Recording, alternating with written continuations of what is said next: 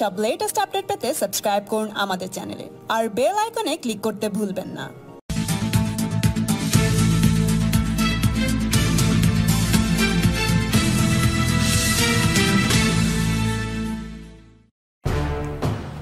ছাত্র ভর্তিতে তোলাবাজির জেরে অপসারিত হতে হলো তৃণমূল ছাত্র পরিষদের সভানেত্রী জয়া দত্তকে। বুধবার তাকে পদ থেকে সরিয়ে দেওয়া হয়।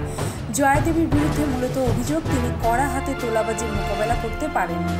অনেক কলেজেই টিএমসিপি ইউনিটের সদস্যরা তোলাবাজিতে সরাসরি জড়িত ছিলেন। সেই পরিপ্রেক্ষিতেই টিএমসিপি সভানেত্রীকে সরিয়ে বার্তা দেওয়া হলো অন্যদেরও। তৃণমূল সূত্রে জানা গিয়েছে 7 থেকে 10 দিনের ভেতরে নতুন টিএমসিপি সভাপতি বা সভানেত্রীর নাম ঘোষণা করা হবে। আর একই সঙ্গে জানিয়ে দেওয়া হয়েছে অপসারিত তৃণমূল ছাত্র পরিষদ সভানেত্রী জয়া দত্তকে অন্য সংগঠনের কাজে ব্যবহার করা হবে।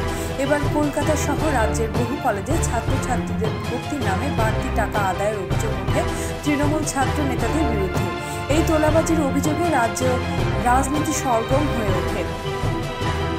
এমনকি মুখ্যমন্ত্রী মমতা বন্দ্যোপাধ্যায়ও স্বয়ং ময়দানে নামেন। তিনি নিজে কলেজে গিয়ে পরিদর্শন করেন।